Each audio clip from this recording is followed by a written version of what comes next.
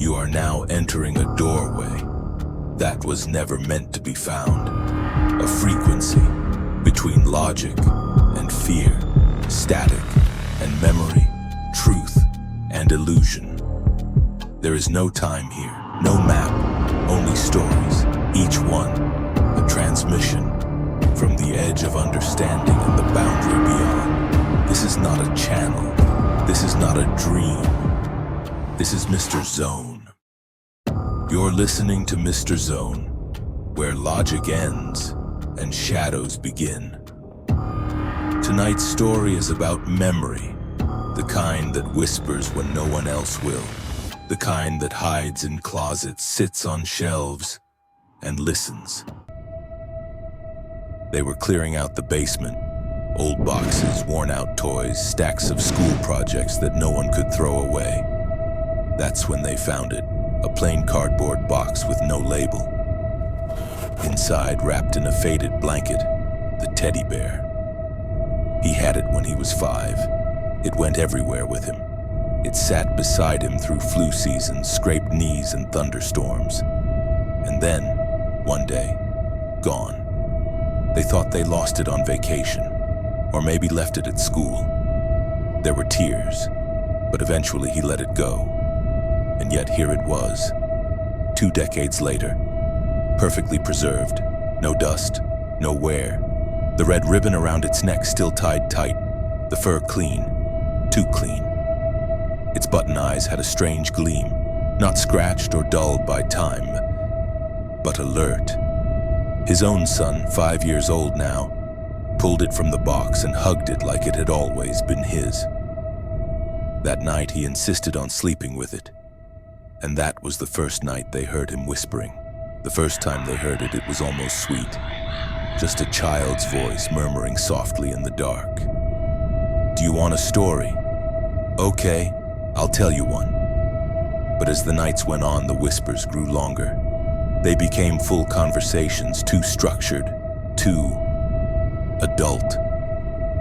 The father leaned outside the bedroom door.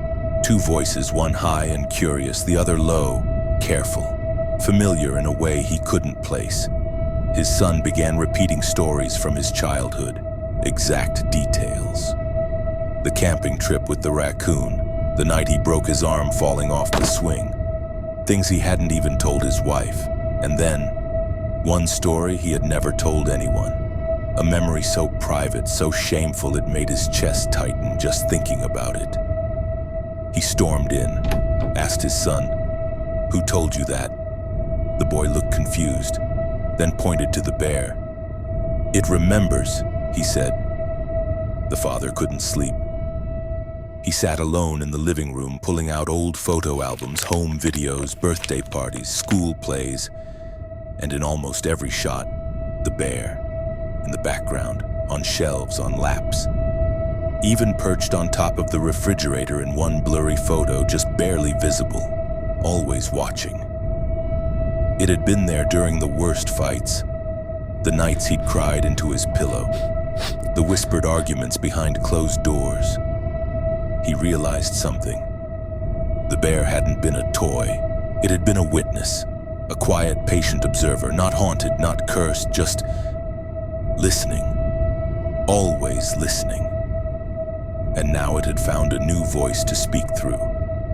His son began changing. At first, it was small things, phrases he shouldn't know, an odd smile, the way he tilted his head when asked a question, just like the father used to do. Then came the voice. Sometimes in the middle of the night, he'd speak in a deeper tone, calm, slow, and not his own. The final straw came when the boy began drawing. Sketches of rooms he'd never seen, people long dead. A bedroom with floral wallpaper that hadn't existed in their house in 20 years. The father tried to take the bear away. The boy screamed. But it wasn't a scream of fear. It was a scream of rage. "I was here before you," he hissed. "I'll be here after." That night, the father waited until everyone was asleep. He crept into the room, lifted the bear from the child's arms, took it to the garage. He hesitated only a moment and then cut it open. But there was no stuffing, no foam, no plastic beads. Inside was reel after reel of magnetic audio tape, coiled tightly, layered deep, each marked with a tiny paper label. Age 6, bedroom. Age 12, kitchen. Age 17, basement. Side A, father. Side B, waiting. He picked up one of the reels, held it to his ear, and heard his own voice, crying, laughing, begging. Moments he thought were gone. Moments he thought no one remembered. But something did. Some memories live in photo albums. Some fade into dreams. And some wait, curled in closets, tucked in toy chests, listening. This has been Mr. Zone, and if something in your house remembers more than it should, maybe you're not the only one holding on.